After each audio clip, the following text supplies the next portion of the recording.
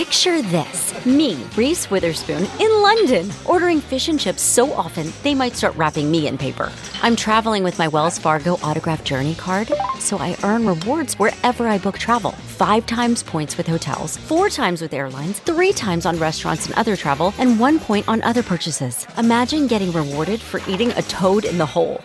Wait, what is a toad in a hole? Visit wellsfargo.com/autograph journey. Terms apply. This episode is brought to you by Fox One.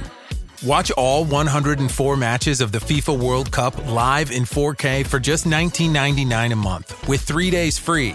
Build your own multi-view, choose up to 3 streams, and follow player spotlights. Stay on top of every moment with live stats, highlights, and instant replays. The FIFA World Cup, streaming live on Fox One. Offers are subject to change. See fox.com for complete terms and conditions.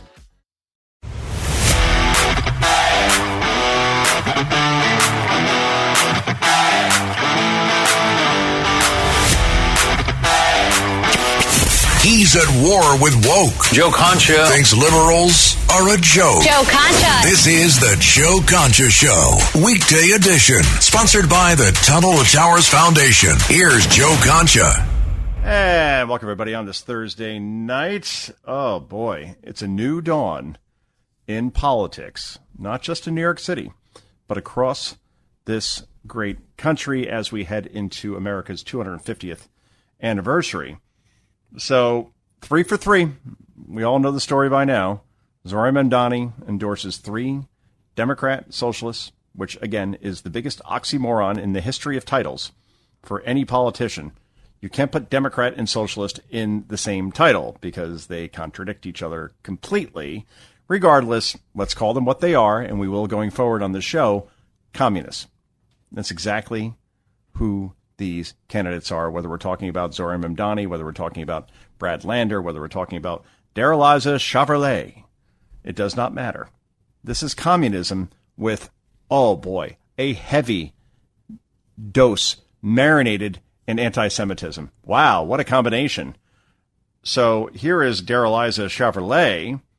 She called Joe Biden a rapist, also criticized Barack Obama. Ooh, see, you understand what's happening here. It's not like the Democrat socialists want to work with the establishment Democrat Party, like Hakeem Jeffries, like Chuck Schumer, like Nancy Pelosi, like all these people that have had power for many years. They want these people eliminated from power. They are just as much the enemy as MAGA and Republicans are. So when Democrats talk about, hey, we got a big tent, yeah, we're really happy about these wins, they are petrified right now, because they will all be primaried and they will all lose. Because this is where the energy is, the money is, the organization is. With the Democratic Socialists of America, the DSA, get to know those 3 letters because it is going to be a major player in politics. And it is also, the DSA, what will destroy the blue team in every national election and every swing district. Guaranteed, save the tape. This is not hard.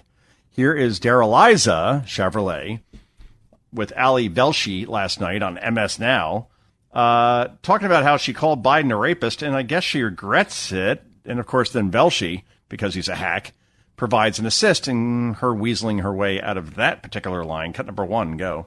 The Joe Biden one, you did say you called him a rapist.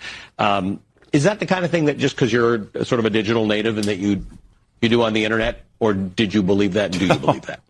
You know, I think there was a lot of misunderstandings around where my posts, why they were deleted. I deleted my account many years back because I was focused on returning to organizing and my studies. I was working on a PhD program. And I think often we're asked to really have accountability for folks who have not held political office or have political power, and don't do the same for folks who are in positions of political power. Now, all that to say, I do regret my tweets, and that's something that I think has brought a lot of division, and that's something I regret, because as an organizer, my goal is always to unify our community and deliver for our community. You called Joe Biden, who was the sitting president at the time, a rapist. And then you say you deleted your account because you want to bring people together? Either you meant it or you didn't. And I have a feeling you meant that. Dareliza Chevrolet. Oh, boy. And she deleted her account because she knew, okay, if I run for office, maybe a good idea not to have these tweets out here because it could be something that is detrimental. But because we have a lazy media who didn't analyze this person very well. Again, Dareliza Chevrolet, we played the clip on this show, October 8, 2023, while Jews were still being slaughtered in Israel by Hamas, led a rally in Times Square calling the U.S. terrorists, calling the U.S. imperialist, calling the U.S. the enemy. And now she's going to represent a district in New York City in Congress. She just got elected. The person who said those things, the person who said also, which is totally uneffing believable, that if you enter this country illegally and you murder someone, you should not be deported. Think about that for a moment. Forget the personality here. Forget, all right, you call Biden a racist. Okay. Think of the policy here. You murder someone in this country, a person born here, and you came here illegally. She thinks you should not be deported. And that's who Zohran Mamdani has endorsed and fully supports. And yet, the guy smiles his way through every interview, and every stupid, irresponsible hack of a media person cannot simply corner him on this, because it's not hard. This isn't, 60 Minutes Mike Wallace interviewing the Ayatollah, all right? This is a very, very easy 101 freshman in high school kind of thing you can do as a journalist, and no one does it because they're so wowed by his charm. And yeah, the Knicks won for the first time in 53 years because Zoran became mayor or something ridiculous like that. Meanwhile, here's Hakeem Jeffries. Now, oh boy, Hakeem is in big trouble. Hakeem, Brooklyn, would be the next Speaker of the House if Democrats take back the House in 2026 November, which is only a couple months from now. He is now basically saying, well, I guess I'm really happy about these socialist communists winning because it shows we have a big tent. We're willing to bring in anti-Semites with open arms or something. Cut to, go. When the Democratic Party includes someone in that tent that believes these things, I don't think any of those things are going to solve what you just talked about or an answer to any of our problems that you delineate so eloquently. They were saying, you're next, about Hakeem Jeffries. You're next, you're next, you're next. You can't think this is a positive development in New York politics, can you? And they'll just, Dems will be Dems or something like that. I don't see how you can say that. You need to reject those things. Thank you. First of all, I've clearly rejected those things. That's number one. Number two, and my record speaks for itself. This is not a Dems will be Dems situation. Donald Trump is the president of the United States of America right now. Are you kidding me? Oh boy. So he pivots right to Trump. I've condemned those things. Oh, really? Have you condemned Zoran Mamdani and his past rhetoric? Graham Plattner? His past rhetoric about Jews? This guy, literally, Plattner, has cheered on Hamas after they have killed Israeli soldiers. Yeah, have you condemned that, Hakeem? Do we have the garbage clip, Elias? I know I'm putting you on the spot here, but I'd really when you think of garbage, think of Hakeem. Thank you. When you think of garbage, think of Hakeem. And this guy is garbage. Because at least I would hope that he would stand up for himself, or at least the party, in terms of we reject anti-Semitism, we reject communism in every way, shape, or form, or Democrat socialism, whatever it is. Instead, he won't do it. He is petrified of the people that vote this way, and they're getting larger and larger because he knows he is next. And there was a celebration in Brooklyn, in Hakeem's district, of these socialists winning, and the big chant was, you're next, when Hakeem's face came on a screen. And he knows it. He is screwed. So is Schumer. So is every establishment Democrat. This is the new Democrat Party, and they will take over. And the problem is, hey, yay, great in New York City if you're a Democrat socialist, or Minneapolis, or Seattle, Los Angeles, Washington, D.C. This ain't going to play in all the states that matter in national elections, if you're J.D. Vance or Marco Rubio, it is Christmas in June right now, because this being the brand of the Democratic Party probably will produce the easiest campaign commercials you could possibly imagine. All right, here's how uncomfortable Democrats are with this socialist wave. Here it is back to back. Biggest names in the Democrat Party being asked about these victories, and boy, they don't like this question even one bit. Cut number 3, go. I think the future of the party is diverse, and it's anchored in the fact that we've got candidates all across the country who are running to take back control of the House of Representatives so we can end the national nightmare that's taken place. Does it feel like New York is being taken over by socialism? We are all united in stopping Trump. My focus is on winning the House for the Democrats. Local candidates, their races are less representation of their city. So as long as they get back power, if you're Hakeem or Chuck or Nancy, then that's the important thing. They don't care. They will not speak out against this stuff. And that is just insane. This is a party committing suicide before our own eyes. And I think they know it. But what else are they going to say during an election year? Oh, boy. Meanwhile, you got to hear this. Here is Liz Warren, Pocahontas, on Darrell-Liza Chevrolet.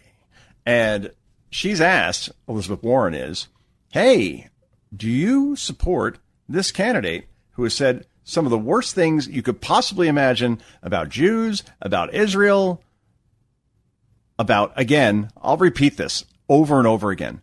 She thinks that if you commit murder in this country and you came here illegally, you should still not be deported. End of story. Here's Liz, not doing very well with this question. Cut number 9, go.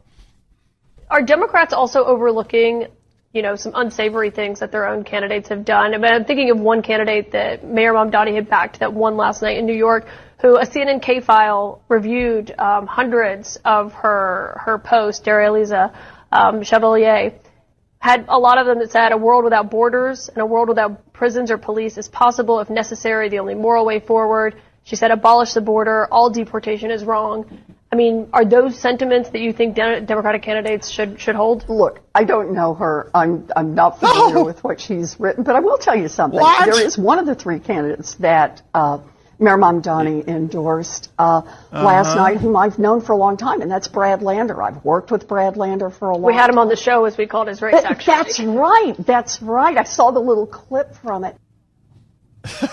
I actually don't know her. I haven't had time to read about it. Really? You haven't? I mean, come on. It's been all over the news. I don't really know much about this person, but she supports Graham Plattner. That's certainly for sure. The guy who abused ex-girlfriends and said that women need to be more mature to avoid rape. Liz Warren, the guy who screamed about Brett Kavanaugh, supports Graham Plattner and just doesn't know a darn enough about Darrell-Liza Chevrolet. I mean, I can't even. I mean, all right. At least there is somebody, Representative Meeks of New York, talking about how socialist. Yay! Somebody stood up and said something way ballsy here about the socialists trying to divide the Democrat Party. Boy, you think Captain Obvious, but hey, at least he said it. Cut number 10, go. Hakeem Jeffries and Senate Minority Leader Chuck Schumer both hail from New York City, but they are not the dominant force in their own hometown. For the moment, the distinction belongs indisputably to Mamdani, obviously the mayor of New York City. Do you accept that? No, I don't. Look, it is a New York City problem that we've got to be focused on because I think it is clear that when you listen to at least some of the statements that have been made, that they don't want to be a part of the Democratic Party. They want to divide the Democratic Party. Correct. They want to destroy the Democrat Party. Forget divide. Destroy. Take over. And Meeks gets that. And eventually these other Democrats, once they're voted out, their primary, they'll get it too. Anyway, this is Joe Concha. This is the Joe Concha Show. Back with so much more in just a moment. Where liberalism is a no-go. The Joe Concha Show, weekday edition. Sponsored by the Tunnel to Towers Foundation.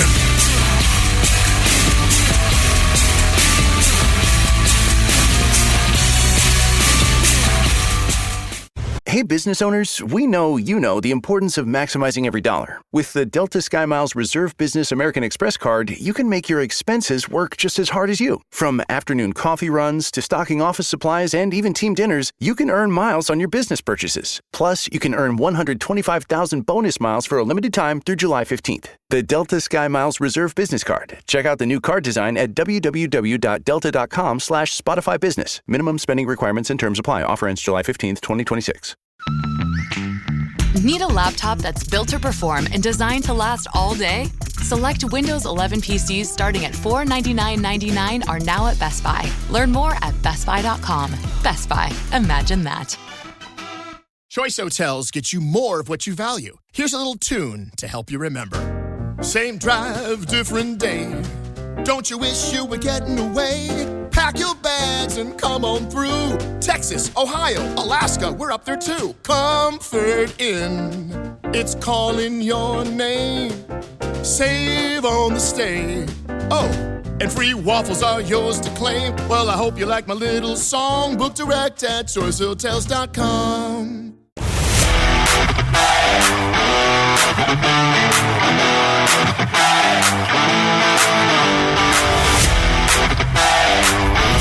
This is the Joe Concha Show, weekday edition, sponsored by the Tunnel to Towers Foundation. Here's Joe Concha. Yeah, welcome back, everybody. So, my daughter, for whatever reason, is a Buffalo Bills fan. And I think it's all this thing that happens somewhere between the ages of like 8 and 12, where you find a team that is good, because who wants to root for a loser, right? And then you kind of latch on to them based on maybe they have cool uniforms, maybe, and the Bills do, obviously. They've gone back to the classic OJ uniforms of way, way back when. And they're awesome. They're the nice blue, they're white, they're red, they're nice, solid block numbers, that whole thing. They ventured into this weird thing with like red on the shoulder pads, but then white, and they threw in some orange at some point on the helmets. Not good. Red, white, blue, Buffalo, nice. Okay. So she liked the uniforms. Josh Allen, if you're like a 10-year-old girl and you want to have like a crush on someone, all right, good-looking guy, right? And then they're the perpetual like victims, so to speak, of like really, really bad luck. I mean, the way they lost in Kansas City during several AFC championships is something really to behold.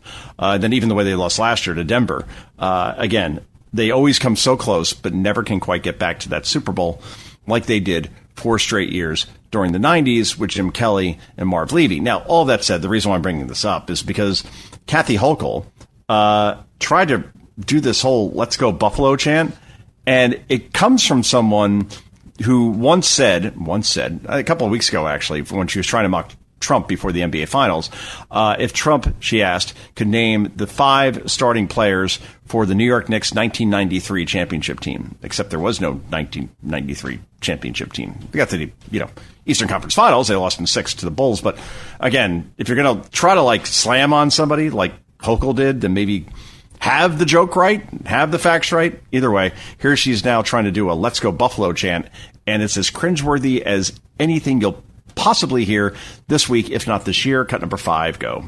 Let's go Buffalo! Let's go Buffalo! Let's go Buffalo! All right, seriously? You're going to win a championship season with that kind of enthusiasm? Men and women of labor, you know what I'm talking about. Let's go Buffalo! Let's go Buffalo! Stop. We got to give this place some good karma, right? Oh my goodness, that was worse than I thought. I played it earlier to myself, and I said, all right, we got to play this on the show, but it's worse than I even remember. It's "Let's go Buffalo, let's go Buffalo." I mean, you're the governor of the state, how do you not know the chant? Play it again, Elias. I just got to hear this one more time. Let's go Buffalo, let's go Buffalo, let's go Buffalo. All right, seriously? You're going to win a championship season with that kind of enthusiasm? Men and women of labor, you know what I'm talking about. Let's go Buffalo! Let's go Buffalo! All right, we got to give this place some good karma, right? Make it stop. All right, it stopped. Thank goodness gracious. Let's go Buffalo. You got to go higher. Not, "Let's go Buffalo." What was that? She's the governor? Really? Oh man. Oh, Blakeman. I mean, you got to beat this person. I don't know if he will. It's New York, as we've seen. Zora Mandani got elected. Bill de Blasio got elected. Kathy Hochul. This is what we have, and this is why there's an exodus going out of the state like we have never seen before to places like Tennessee, Texas, and Florida, because who would want to be under this leadership with these taxes, high crime, and somebody who can't literally do a chant for its best football team? Anyway, this is Joe Concha. This is the Joe Concha Show. Back with so much more in just a moment. Hey, how are you? Ready to go for a run? Running connects us to a rush of energy that flows through our world. The cheers of friends that unlock a new gear within us. The intersection of interests that inspires a run crew. The support that gets you over the finish line. Connection is why we move forward and what inspires us to keep going. Let's run there. Learn more at brooksrunning.com.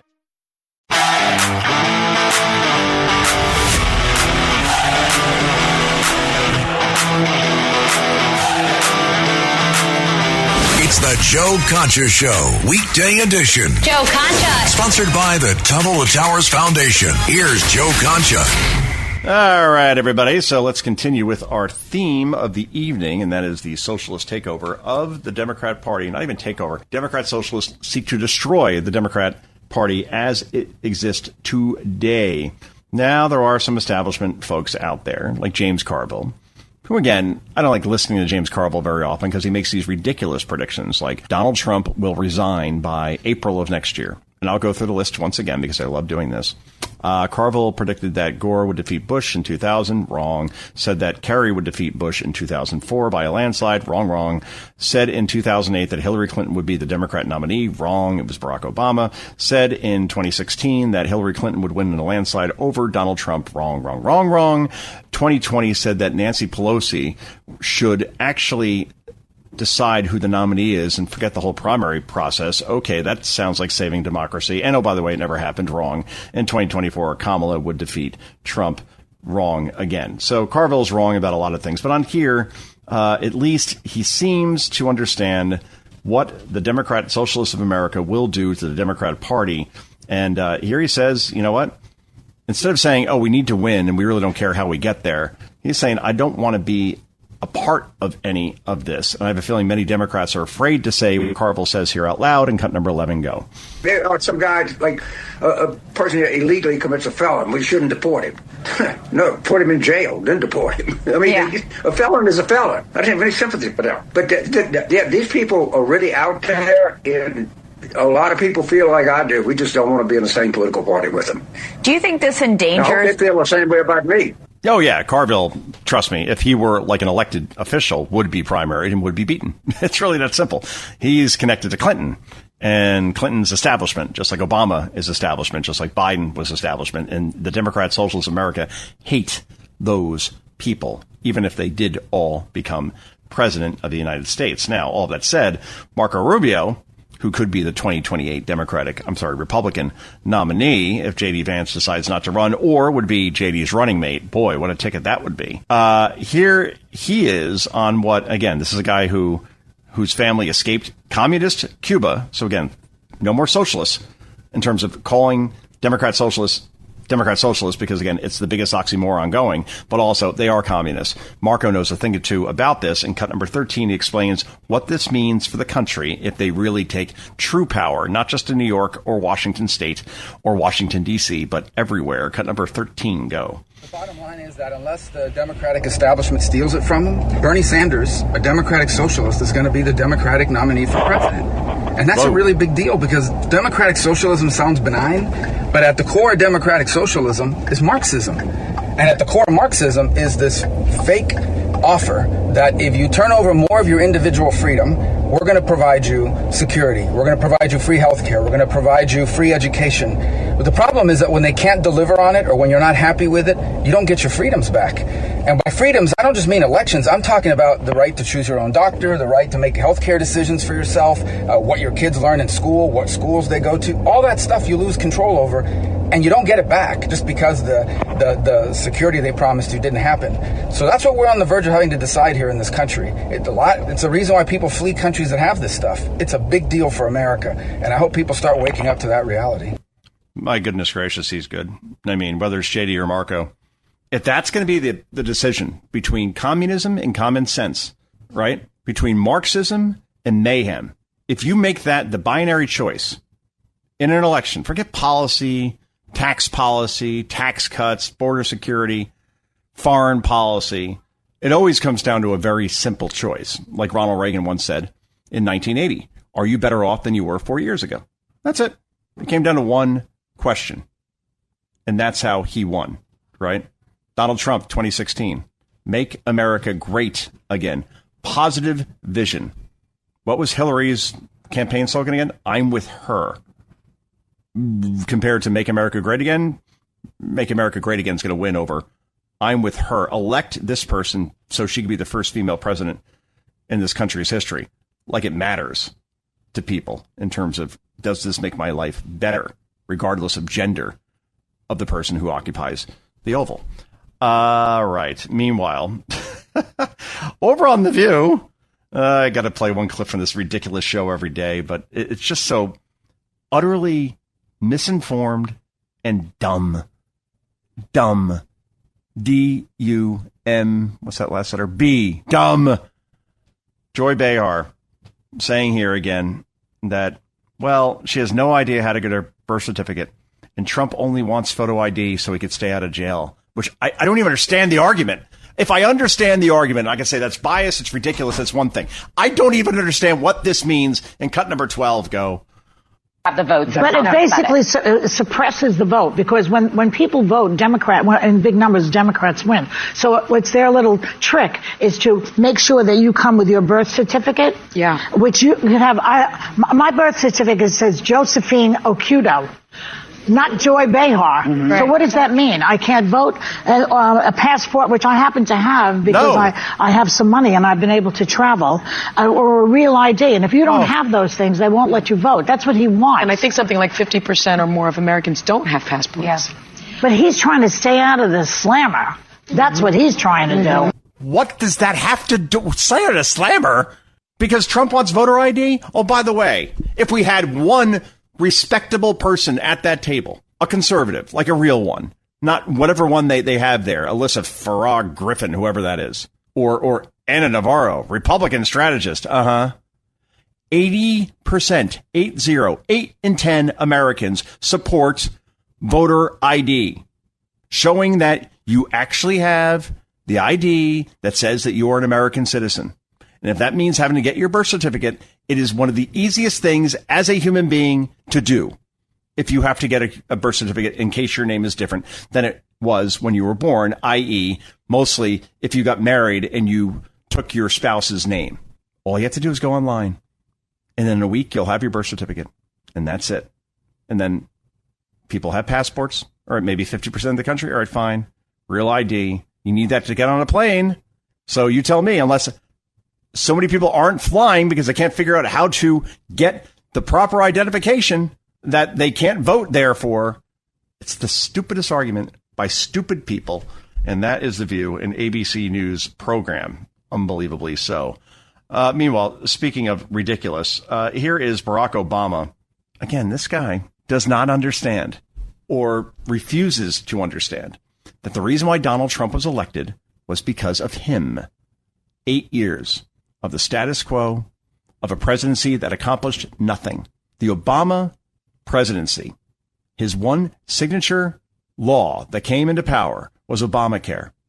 And it was supposed to lower premiums, lower health care costs, and all that has happened is they have doubled and tripled since this thing has come into play. So if that's the legacy, oh boy, that's not good. Oh, Russia walked right into Crimea, took that over without firing a shot. Obama didn't do a thing. Iran and its proxies only grew larger. ISIS, which you call the JV team, took over whole swaths of Iraq and Syria. So we're going to talk about, Obama, great president. Why? Because he could give a good speech? Is that what we're basing our presidents on? I don't think so. But here's Obama talking about Trump, ironically saying Trump, in terms of his thought process, Obama lives rent-free in Trump's head. And here's Obama talking about Trump. So who's living in whose head again? Cut number 15, go. You got to ask him what it is that the obsession? The obsession. I know what it is.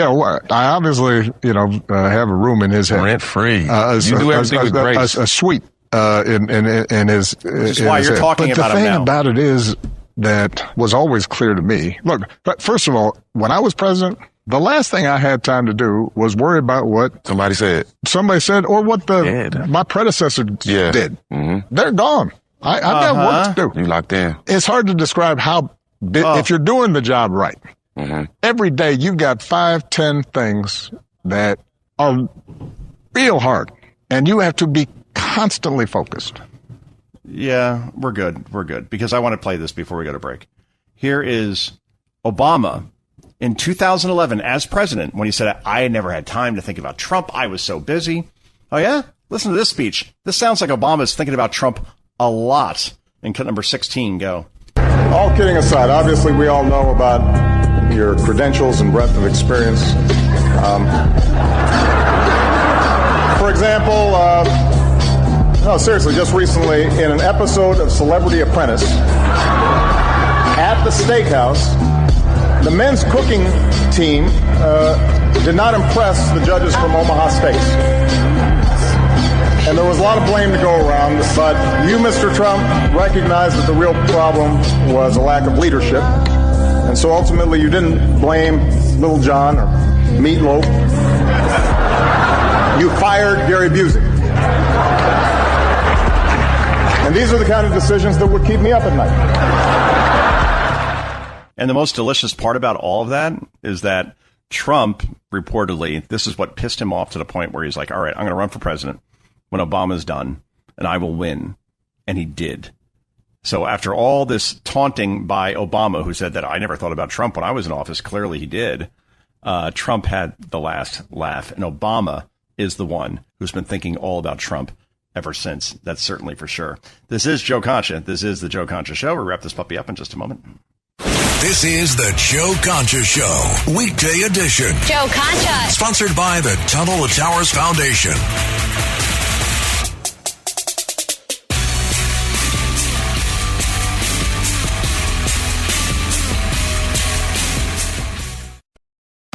This episode is brought to you by Starbucks. That is fire. Whoa, that's good. This might be the drink of the summer. Okay, I like this one too. I'm rocking with it. Okay. Try it for yourself. Starbucks Refreshers Concentrates are coming home. Find them in the coffee aisle and make it yours.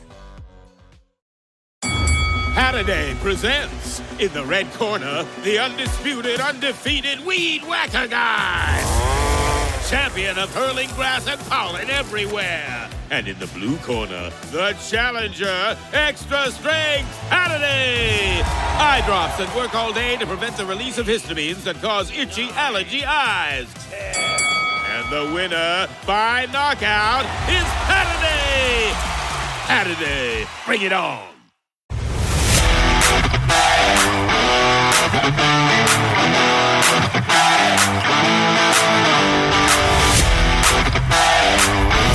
This is the Joe Concha Show, weekday edition, sponsored by the Tunnel to Towers Foundation. Here's Joe Concha.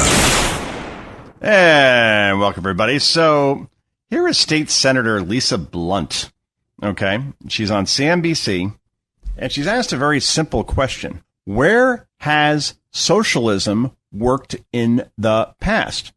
Just give an example, right? Since, you know, this is now the new Democrat Party embracing socialism. So just tell us, has it worked in Venezuela in the past, or Cuba, Soviet Union? Give us an example. And this is her answer. And oh boy, again, we elect the stupidest people. I mean, at least some can lie better than others. This one, just talk about deer in the headlights. Cut number 20, go. Where has socialism ever worked, Senator? Is that another question, or is that for the next interview? That's definitely for you. You said fish doesn't work everywhere. I just want to know one place where socialism has been beneficial. Well, when you have me come back on, we can talk about all the races across the country. Ready. What the hell? Is that for the next guest, or is it for me? Oh, it's definitely for you. All right, well, I'll come back again, and then we could talk about that another time. Oh, man, people voted for this person. That's unbelievable. But rest assured, but what I see is Democrats seem to get a memo.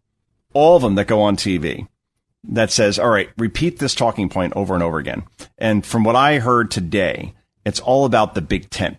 That Democrats have a big tent. We embrace all sorts of different viewpoints. We're totally diverse, unless you're, of course, pro-life or pro-voter ID or pro-border security or pro-Israel. But besides that, we're very diverse. And we really like to bring in a lot of people into our big tent. So I'm sure that State Senator Lisa Blunt will absolutely get the big tent memo very, very soon. Meanwhile, here is Senator Kennedy, who we love to play on this show. He is a Republican from Louisiana. He is a staple on cable news, like I am, I suppose. Well, here is Senator Kennedy talking about Democrats embracing socialism and the easy choice to make as a result of whether you have to vote for a socialist or a communist, Marxist, whatever you want to call them, or a normal person. Cut number 18, go. I mean, the Bolsheviks are in charge of his party, and they're stone cold crazy. They're living proof that evolution is a slow process. Listening to them just lowers my IQ. As one of your guests said earlier, it's like something out of a grad school coffee shop. And I'm sorry for America, but it'll be the best thing that happened to my party. I mean, because most Americans are going to listen to these pencil necks and say, well, you know, Republicans aren't perfect, but the other side's crazy. And it's up to Senator Schumer and the other reasonably mature adults in their party to push back. That could be a good bumper sticker. A little long, but we're not perfect. No, GOP, we're not perfect, but we're not crazy. Yeah, that pretty much sums it up. Speaking of the not perfect part, the Save America Act continues not to be, a law, which, again, very easy stuff, guys. 80% of the country supports it. A majority of Democrats support the Save America Act as far as having voter ID when you show up to vote. It's the most common sense thing ever. Are you an American citizen? Yes. Okay, great. So go get ID to prove you're an American citizen. And then when you go to a voting center, then you have to show ID when you vote. Why is this even a debate? Well, actually, we'll start first with Whoopi and Sonny over at The View, who believe that nobody wants voter ID laws except, 80% of the country. Cut number 4, go. But he torpedoed the bill because he wants another bill signed. Yeah. Right. And it seems to me no one wants to sign this bill. Doesn't have the votes. It doesn't have the votes. And so he's trying to push it and do all kinds of, it's ridiculous. It's the bill that would force people to have ID when they come to vote. Nobody wants it. It's basically called the Save America Act, which is ironic because it's really saving his behind. Save the Donald Trump behind Act. Yeah. There are probably portions of the Save America Act that could pass, but the bill itself does not have the votes. Nobody wants it. It's the Save Trump Act. Nobody wants it. Can one person bring up that 80% of the country wants this, including black voters, Latino voters, Democrat voters? No, of course not. That show, if they just put somebody on halfway decent in the conservative chair, I swear it would be more interesting and ratings would be better, but they simply refuse to do it. But Byron Donalds does go off on the Senate not passing the Save America Act. Now, again, when we say Republicans won't pass it, it's 4 Republicans. It's Tom Tillis, who has 1 foot out the door as far as being a Republican senator. It's Mitch McConnell, who doesn't even know where he is at this point. He's Joe Biden on the Republican side, and he's retiring as well. Then you got Murkowski and Collins, who, for whatever reason, don't support this bill because I don't know why they don't support it. But again, the votes aren't there. If they just got 2 of those 4 to come over, then the votes would be there. But until then, here's Byron Donalds talking about the Senate not passing this act. And this could have consequences in the 2026 midterms coming this November because, voters on the Republican side saying you have the Congress, the Senate, and the White House, and you can't pass this thing? What's going on? Democrats would. That's certainly for sure. Cut number 6, go. The Senate sucks. I'm just going to come out and say it. They suck. This is not hard. 80% of the American people want the Save America Act to pass. Not 80% of Republicans, 80% of the American people. And the only organization that refused to act is the United States Senate. Everybody else is saying, this is common sense. We should do common sense things. Let's make sure only Americans are voting in our elections. Makes sense, right? Let's protect the franchise of the American people. Let's make sure that people who are sent to Washington are being voted on by Americans. Who the American people choose is up to them, but we have a responsibility to secure that franchise and to secure that process for the American people. And what is happening in the U.S. Senate is laziness, and quite frankly, it's disgusting. Thank you. I couldn't agree more, quite frankly. Get those votes. Get Collins and Murkowski on board, because, again, I can't see voters in Maine and Alaska being against this to the point where that could hurt them politically. Anyway, before we go, Janice Dean says goodbye to Fox News. Janice, of course, the weather machine, an extremely nice, good person, believe me. Unfortunately, she has MS, and she announces on Twitter that because of the early morning hours that come with the morning show, she won't be able to do her weather reports for Fox and Friends anymore. And here's how she said goodbye to Fox News viewers. And cut number 17, go. For a long time, I was able to handle the early mornings, the many hours on my feet, and the stress of broadcasting live. Getting up at 2:30 in the morning and performing anything is hard, but especially for someone who has multiple sclerosis. For those living with MS, the war is inside of us. We may look fine, but our immune system is attacking the brain, the spinal cord, and sometimes the optic nerve. We're left with permanent scars, but ones you can only see on MRI imaging. Thankfully, I was diagnosed early, and I've been on different therapies for over the last 2 decades. But there's no cure for MS, and over time my symptoms have progressed. Unfortunately, lack of sleep and stress are some of the biggest triggers, and I was increasingly feeling the effects of my limitations. Ultimately, my symptoms progressed to the point that I can no longer continue working in my role, and my doctors agreed that stepping away was necessary for my health. God bless you, Janice Dean. Hopefully, without that stress and without that lack of sleep, you're able to maintain and manage this, and hopefully we find a cure for MS sometime soon. But again, Janice Dean, absolutely one of the best. This is Joe Concha. This has been Joe Concha at Night. We're back tomorrow night at 9 p.m. Eastern Time on WABC and on stations around the country, around the world. Until then, 2 words for you. Bye-bye.